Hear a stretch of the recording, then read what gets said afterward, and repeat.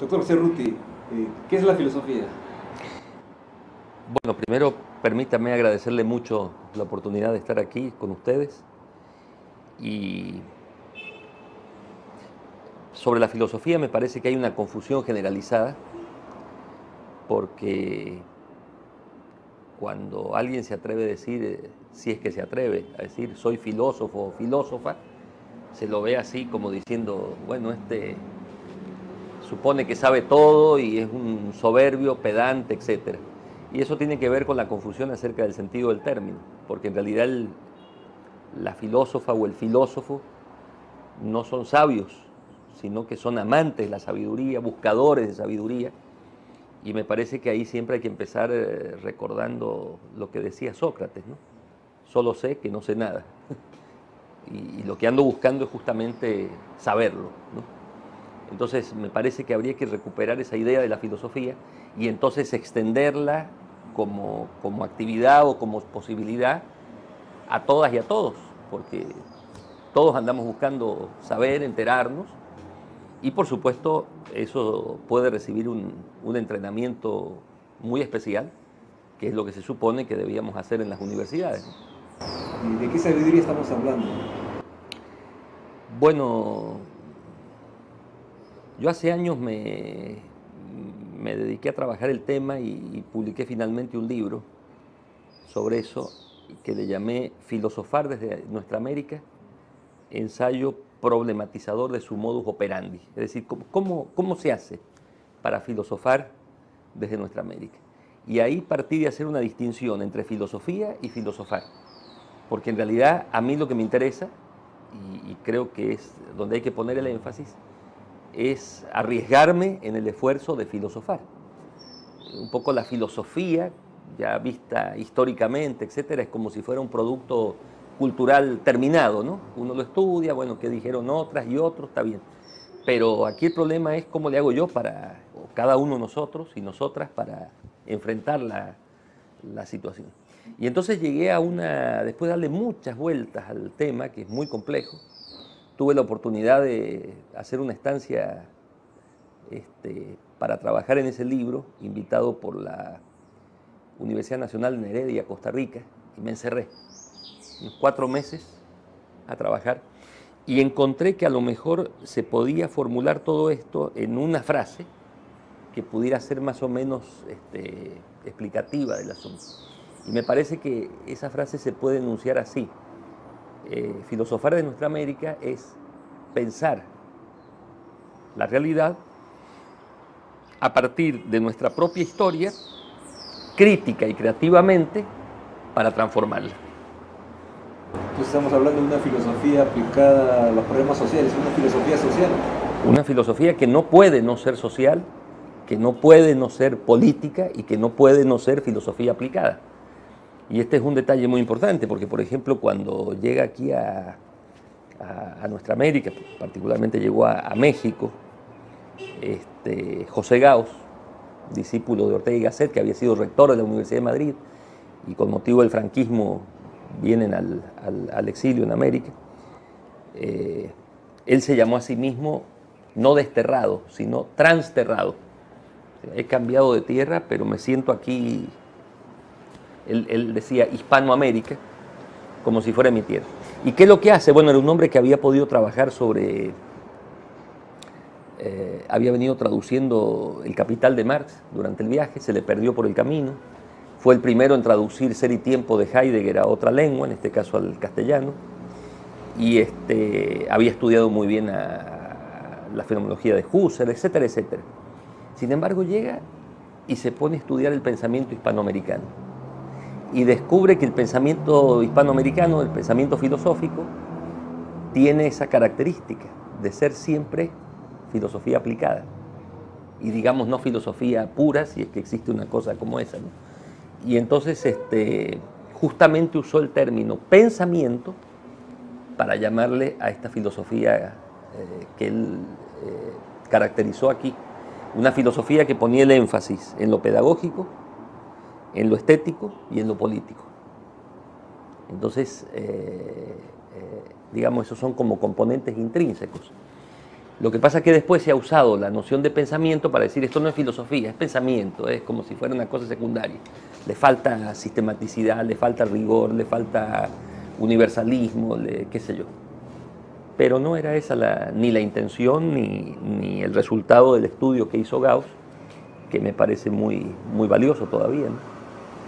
¿Cuál es la relación de esta filosofía de nuestra América con la filosofía de la liberación? Bueno, en realidad bueno, creo que no se puede hablar de la filosofía de la liberación, hay que hablar de versiones. Por lo menos de su origen yo descubrí 4 versiones distintas, por eso preferí después cambiar la terminología y hablar más bien de filosofías para la liberación, es decir, intentos filosóficos por aportar algo a un proceso muy complejo de liberación, que es un proceso político, social, cultural, económico, simbólico, integral, ¿no? Y diríamos, a pesar de que algunas y algunos participantes en los orígenes de las filosofías para la liberación pensaban que partían de cero, es decir, que con ellos se iniciaba la reflexión filosófica en la región, no cabe la menor duda de que ese esfuerzo filosófico también estaba integrado, para algunos sin saberlo y para otros lo sabíamos explícitamente, en el marco de las tradiciones del pensamiento de nuestra América. Bueno, déjeme decirle que yo prefiero hablar de nuestra América que de Latinoamérica, ¿no? Porque el término Latinoamérica me parece que deja fuera a los pueblos originarios y a lo que se ha llamado la tercera raíz, los afroamericanos, ¿no? Entonces mejor nuestra América de Martí me parece una expresión más adecuada, porque además también tiene una carga utópica, ¿no? Es una nuestra América que todavía no es del todo nuestra, entonces hay que trabajar para eso. ¿Se puede hablar de filosofías originarias? Bueno, lo que pasa es que eso de las filosofías originarias o incluso de las culturas originarias me parece que es muy discutible, porque yo no sé qué cultura podría ser originaria en el sentido de no tener contacto con otras. Y lo mismo podríamos decir del pensamiento y de la filosofía y de las cosmovisiones. Todas son mezcladas, en todas ha habido contactos, comunicaciones, etc. No sé, a lo mejor hace miles de años alguna habrá sido que mereciera ese nombre, pero de lo que estamos hablando ya en concreto creo que no está esa situación. Entonces, podemos hablar... Pero sí de los pueblos originarios, que son expresiones insuficientes, ¿no? Pero para referirnos a nuestros pueblos aborígenes. ¿Y es lícito decir filosofía andina, filosofía azteca o solamente pensamiento andino, pensamiento azteca? Yo creo que se puede decir con todas las letras filosofía andina y filosofía azteca, o pensamiento en este sentido de que hablaba Gauss, aunque ese sentido es un poco, me parece, más aplicable ya a lo que se produce a partir de la época de la conquista colonial y lo que viene después, ¿no? Pero yo creo que sí se puede hablar de eso. Ahora, el problema está en que quienes hablan de eso y se dedican a estudiar el asunto, hay muchas dificultades, porque a veces, sin quererlo, nos terminan haciendo pasar gato por liebre, ¿no? Entonces hay interpretaciones por decir algo, de parte de la filosofía andina, donde en el fondo lo que nos estaban diciendo es que es una especie de decir de otra manera lo que planteó Heidegger, por decir algo. Bueno, entonces, si es eso, pero ese más bien es problema de los intérpretes y no tanto de la formulación de la filosofía de los pueblos originarios. Muy brevemente, ¿nos podría enumerar estas 4 formas de filosofía para la liberación? Bueno, las filosofías para la liberación nacieron por una situación coyuntural, azarosa, digamos, en la Argentina, en la primera mitad de los años 70 del siglo pasado. Y bueno, al principio parecía que era una postura común, etcétera, pero se fue viendo y yo me dediqué a examinarlo eso con mucho cuidado. que había muy diversas posiciones. Y había un eje, lo primero que descubro, un poco para hablar de cómo se fue dando el trabajo, ¿no? Lo primero que descubro es que hay un eje que marca la diferencia entre un sector y otro sector muy grande.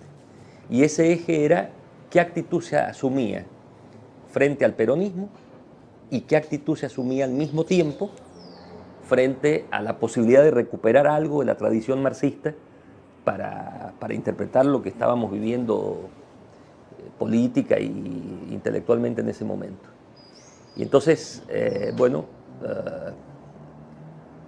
yo lo primero que hago es caracterizar a un sector como sector populista, properonista, antimarxista, y otro sector como un sector más bien historicista y abierto a recuperar los aportes del marxismo y también aportes que llegaban en ese momento del estructuralismo, ¿no? Que estaba en auge, qué sé yo, el pensamiento de Foucault, de Althusser, de Derrida, de Bachelard, de Canguilhem, etcétera, etcétera, ¿no? Que eran cosas que se... Pero eso no servía, digamos, como para el trabajo discursivo. Y después, un poquito avanzando en la investigación, me fui dando cuenta que a su vez, en cada uno de estos dos grandes grupos se dividían en dos subsectores, digamos. Entonces a uno le llamé, usando los mismos términos que usaban los colegas, el sector ontologicista, que ponía el énfasis en una especie de ser especial, sobre todo de los aymaras, a mi juicio tergiversando absolutamente el asunto. Otro sector que le llamé analéctico, a partir del modo como trataban de superar la noción de dialéctica. Otro sector, ya en la parte, digamos, crítica al populismo, historicista, y otro sector que le llamamos problematizador, que fue un invento que me pareció a mí interesante de cómo llamarnos a nosotros mismos, ¿no? Entonces, eso en el libro que hice en aquellos años quedó muy bien caracterizado y paralelamente, antes de ese libro, durante ese libro y después, fui haciendo varios trabajos, artículos, etcétera, que se recopilaron después en un libro que ahora ha traído la tercera edición y se la he dejado aquí a la biblioteca de la facultad en San Marcos, que le llamé Filosofías para la Liberación, Liberación del Filosofar, y donde está toda esa trama de discusiones. Y luego, en cada uno de esos sectores, yo me dediqué a analizar el punto de partida, la concepción de la filosofía, la concepción de la liberación, etcétera, etcétera. Y claro, si uno no conoce esa trama, esa complejidad básica donde surge, después se dicen cositas así, pero como muy estereotipadas acerca de la filosofía para la liberación. ¿Cuáles serían los problemas presentes que le deben imputar a cualquiera que se dedique a la filosofía de nuestra América? Y yo creo que el problema central sigue siendo lo que yo llamaría la agudización del conflicto social, de las desigualdades, a lo cual se suma ya de una manera que no hace falta ser un experto para darse cuenta que la naturaleza y el medio ambiente lo estamos despedazando. Entonces, todo eso lleva a algo que, un querido amigo venezolano, Edgardo Lander, que hacía tiempo que no nos veíamos y estuvo hace unos meses en México, planteaba, me parece, de una forma muy terminante, y creo que hay que atender a lo que decía. O gana la vida y pierde el capitalismo, o gana el capitalismo y se acabó la vida. Ya ni siquiera la vida humana, la vida de todo, el planeta y de todo. Y ya no es algo que hace falta ser un experto. En aquellos años, por ejemplo, en los 70, cuando se hablaba de ecología, uno decía, ecología, pero hay otros problemas más urgentes. Ahora creo que ya no hay cómo, ¿no? O sea, hay que radicalizar el análisis y ver por dónde encontrar la salida. Ahora, no creo que haya recetas, no creo que haya una salida, no sé, se está buscando. Y me parece que todo lo que estamos viendo, por ejemplo, en el norte de África, lo que comenzó en Túnez, los países árabes, ahora España, Grecia, Italia, etcétera, etcétera. Y es que la gente está harta, ¿no? Y no se encuentra salida. Entonces, vamos a tener que poner en marcha la creatividad y el ingenio individual y colectivo para encontrar una salida. Y la filosofía debía aportar a eso, ¿no? ¿Cómo cree que el filósofo, como individuo, puede aportar a la sociedad? Es decir, normalmente el filósofo es un hombre académico, ¿no? Enseña, escribe libros, investiga, pero ¿Cuál debería ser su papel como protagonista en la sociedad? Bueno, lo que pasa es que de ese filósofo que está usted mencionando, digamos profesional o, bueno, es un privilegiado, somos privilegiados, haber recibido un entrenamiento especializado, donde hay una dimensión de erudición que juega un papel, pero entonces ahí también hay que hacer un trabajo de modificar la actitud, y un poco ahí hay que romper con la soberbia y con la petulancia de que uno se sabe todo, porque no se lo sabe, ¿sí? Y abrir una actitud, digamos, de interlocución, de diálogo, de escucha, de aprendizaje, porque muchas veces son lo que podríamos llamar, si me permite así metafóricamente, las bases de la sociedad, la gente, en las calles, en los campos, que conocen muy bien su situación. A lo mejor incluso no han tenido la oportunidad ni de aprender a leer y escribir, no importa, pero tienen un saber de la cotidianidad que les permite intentar la sobrevivencia o tratar de buscar salida. Eso, si la gente que se dedica, digamos, profesionalmente o nos dedicamos a la filosofía, no somos capaces de aprender de eso y de escuchar, me parece que no vamos a poder aportar casi nada. Y entonces eso significa, diríamos, no renunciar al esfuerzo de un razonamiento coherente, bien fundado, pertinente, riguroso, que aspira a ser válido en otros tiempos y en otros lugares, sí. Pero al mismo tiempo, ¿cómo se llama? Bueno, aprender de lo que pasa en la cotidianidad y ver si lo que nosotros hacemos es un aporte o no a la cotidianidad. ¿Cree que es posible que el filósofo tenga la misión de ser activismo social, político, cultural? Sí, por supuesto. Entre nuestras figuras más destacadas filosóficamente hemos tenido gente que ha participado en la vida política. Lo que pasa es que ahora las formas de participación en la política es lo que está en cuestión. ¿Cómo hacemos para participar protagónicamente los seres humanos de a pie y de carne y hueso? Porque todo eso se lo traga la llamada o mal llamada clase política. Pero si vemos nuestra tradición filosófica, qué sé yo, me viene a la mente inmediatamente, pensando aquí, Francisco Miró Quesada. Bueno, cuando hubo la oportunidad, ha estado allí. Qué sé yo, un Leopoldo Sea, en el caso de México. José Vasconcelos, Mariátegui, no sé, la lista sería larguísima. Es más, lo raro sería ver que entre nosotros no haya habido eso, o sea, refugiarse en la academia y encerrarse, bueno, puede servir para elaborar una investigación, etcétera, pero yo creo que la tarea del académico y de las universidades, y particularmente de las universidades públicas, o incluso de las privadas con responsabilidad pública, y es participar en la vida colectiva y a ver si podemos aportar algo, ¿no? Lo que no hay garantía de que lo que vayamos a aportar, así por definición, sea la receta, no, pero hay que buscarla. Volviendo al tema de filosofía y filosofar, normalmente en los cursos de filosofía se enseña historia de las ideas filosóficas, ¿no? Pero, ¿qué podría enseñarse alternativamente a eso, ¿no? O sea, para que los alumnos aprendan a filosofar? Bueno, en realidad yo creo que el problema viene de que el desafío es tan grande que uno se siente a veces minúsculo. Entonces, bueno, es más fácil decir, Aristóteles dijo, Platón dijo, Marx dijo, Kant dijo, Hegel dijo, Simón de Beauvoir dijo, Sartre dijo, no sé quién dijo, a decir yo intento decir y a ver si funciona o no funciona. Ahora, para eso necesito conocer lo otro. Pero el problema es que el tipo de enseñanza académica es, bueno, vamos a estudiar Kant. Bueno, pero es que Kant, entre nosotros, en nuestra América, ha sido leído desde que tenemos memoria. O Aristóteles, o Marx, desde que apareció. Entonces, yo no me puedo lanzar así directo. A veces incluso el otro problema es que ni siquiera van a las fuentes. Entonces, aquí el problema es cómo llego a las fuentes originales, pero pasando por todo lo que ha sido la lectura y la recepción de esos autores o autoras.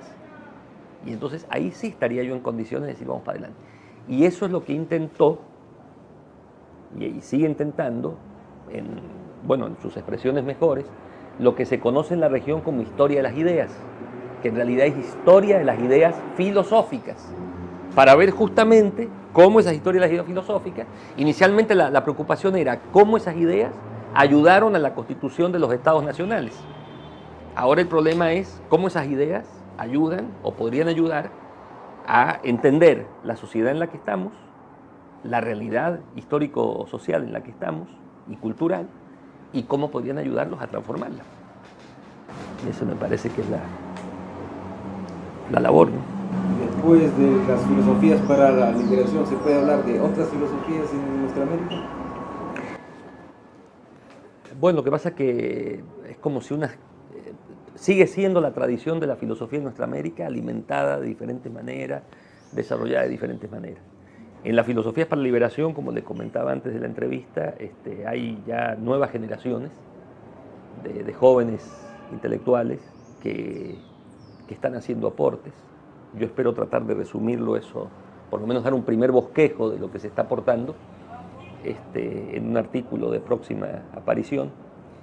Y bueno, ha habido otros intentos de hacer, por ejemplo, esfuerzos en filosofía intercultural, en filosofías feministas, en filosofías de género, en todo lo que tiene que ver con esto que mencionábamos, el estudio de la filosofía de los pueblos originarios, el área andina, el área mesoamericana, la filosofía náhuatl, la filosofía tojolabal, etc. Y también todo lo que tiene que ver con la filosofía afroamericana, y particularmente un problema fuerte, la filosofía en el ámbito caribeño, ¿no? ¿Existe la filosofía de nuestra América para los anglosajones, para los franceses, para el resto del mundo? Bueno, existe, creo que ya no lo pueden ignorar así tan fácilmente, ¿no? O sea, incluso hay interés, generalizado no, el conocimiento a veces es muy vago, ¿no? Pero creo que hay un interés de saberlo, una cierta apertura, y bueno, hay núcleos y colegas que se preocupan de esto, ¿no? Y lo valoran, ¿no? Por ejemplo, también yo le mencionaba hace un rato, yo recibí este placer inmenso de que me dieran el doctorado honoris causa en la Universidad de Varsovia, en Polonia. Y uno dice, bueno, ¿y cómo en Polonia? Y sí, hay todo un grupo ya con una larga tradición de más de un cuarto de siglo, por lo menos, trabajando sistemáticamente en eso, en ver qué estamos pensando, por dónde avanza la cosa. Y bueno, ahora también he recibido de otros países de la región el interés, por ejemplo, en Serbia, etcétera, de conocer con más detalle cómo se ha ido desarrollando el pensamiento de nuestra América, ¿no? ¿Qué relaciones hay entre la filosofía para la liberación y la teología de la liberación? Inmensas. En realidad las filosofías para la liberación surgen a posteriori de que ya se hayan desarrollado inicialmente También habría que hablar de teologías para la liberación, porque no hay una sola fórmula.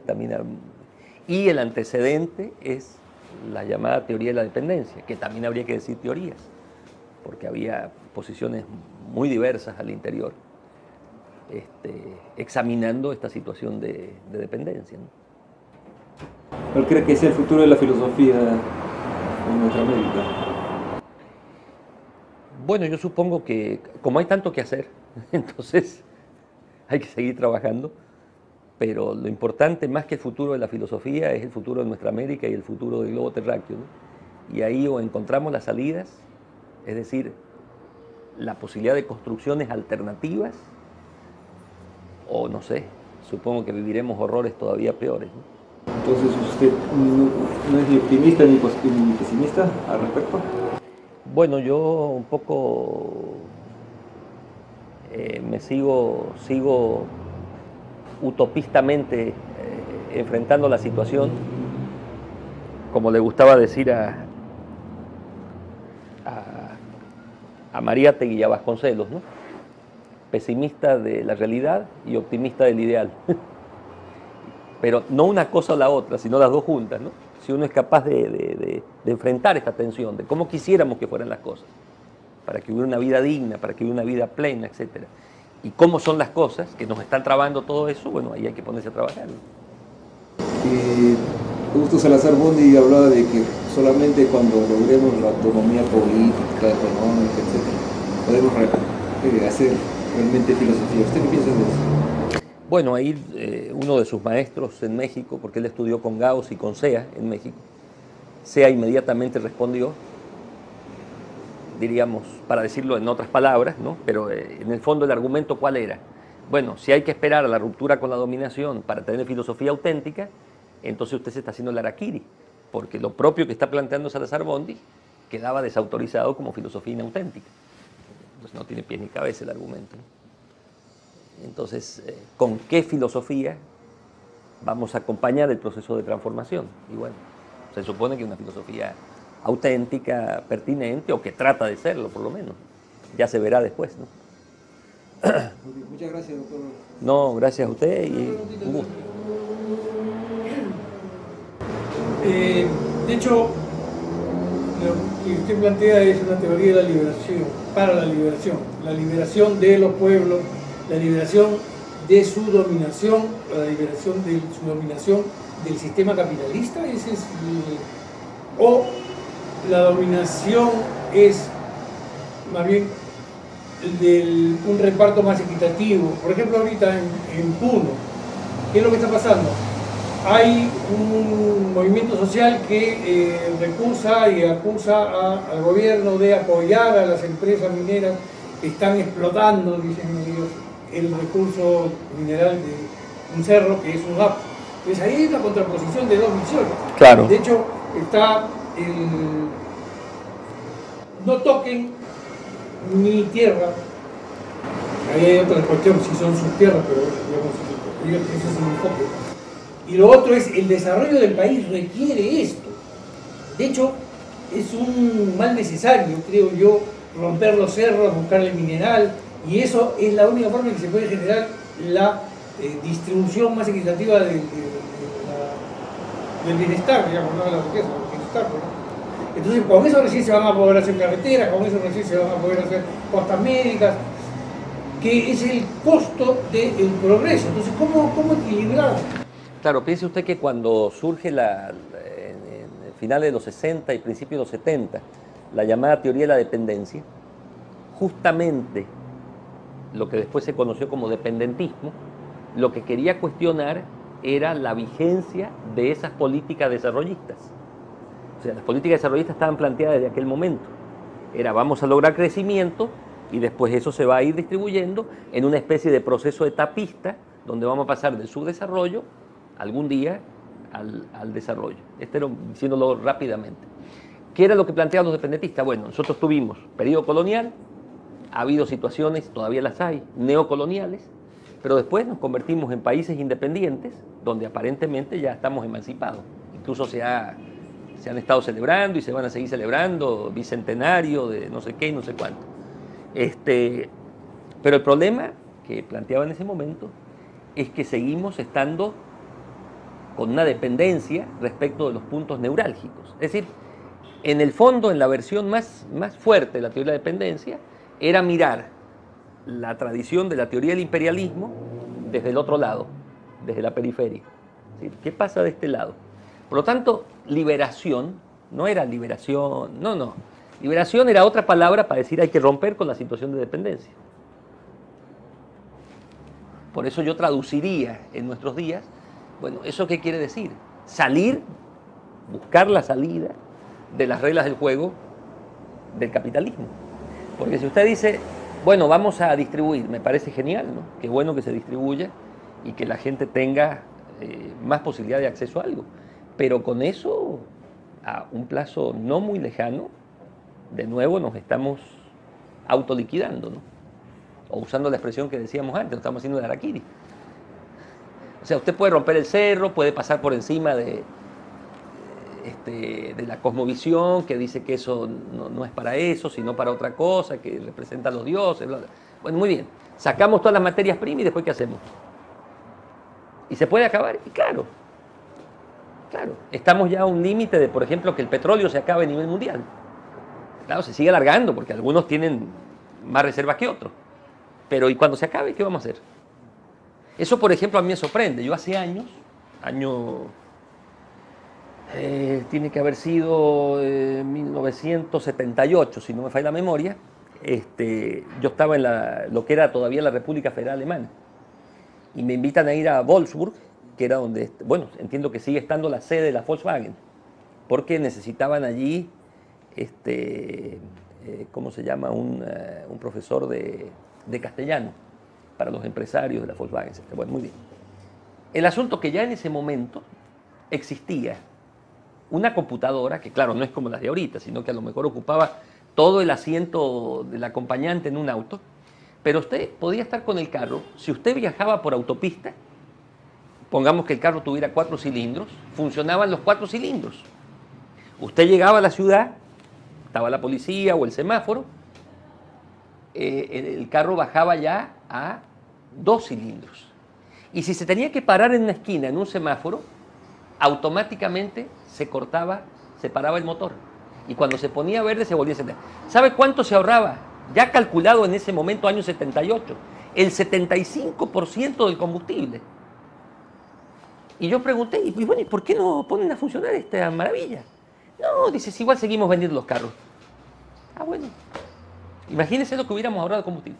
Y luego, llegando a México en el 80, como en el 81 por ahí, me entero que la UCLA, la Universidad de California, en Los Ángeles, había hecho un descubrimiento. Porque claro, la contaminación en la Ciudad de México, bueno, es brutal, ¿no? O sea, llega un momento que no se puede respirar.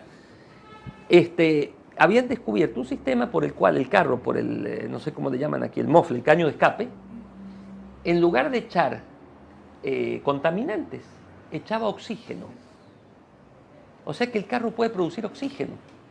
En lugar de estar contaminando, sería como miles de árboles dando vuelta por la calle. Y yo les pregunto, ¿y por qué no lo ponen en marcha? Ah, no, dice, porque saldría un poquito más caro vender los carros y como así también estamos vendiendo, ¿para qué lo vamos a poner? Entonces, lo que quiero decir, hay algo ahí que no... Hay que ir al fondo del asunto. Todo el día con el cuento, sí, la contaminación ambiental, no sé qué, bla, bla, bla, pero se siguen vendiendo carros a lo bestia. ¿Sí? Y los autobuses, no le quiero decir, una humareda, los camiones, ¿por qué no se corrige eso? No se puede, la tecnología no lo puede hacer. Entonces es puro cuento, el negocio está por otro lado. Entonces o cambiamos el negocio y ponemos la cosa de otra manera, o si no, lo único que nos están diciendo es una especie de respuesta de moralina, digamos, ¿no? Sea bueno, pórtese bien, sea caritativo, lo que le sobre, que se caiga en la mesa. Bueno, no, con eso no vamos a resolver nada, ¿no? Entonces, por ahí me parece que va el asunto. Por eso yo digo, no creo que haya una fórmula, una receta. Antes se decía, bueno, vamos a hacer socialismo. No sé, ya se ha probado, se ha visto que por ahí, en los esfuerzos históricos que se han hecho, no ha funcionado la cosa del todo como se esperaba, o a veces muy mal ha funcionado. Bueno, pero hay que buscarle la vuelta, porque en lo otro estamos liquidados.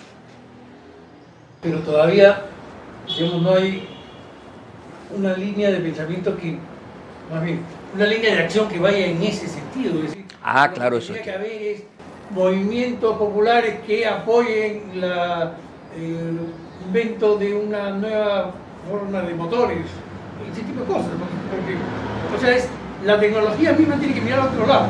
Claro, eso significaría revisar qué hacemos científicamente, qué hacemos tecnológicamente, cómo está organizada la producción, cómo está, o sea, todo, ¿qué le vamos a hacer? Y ese, si quieres,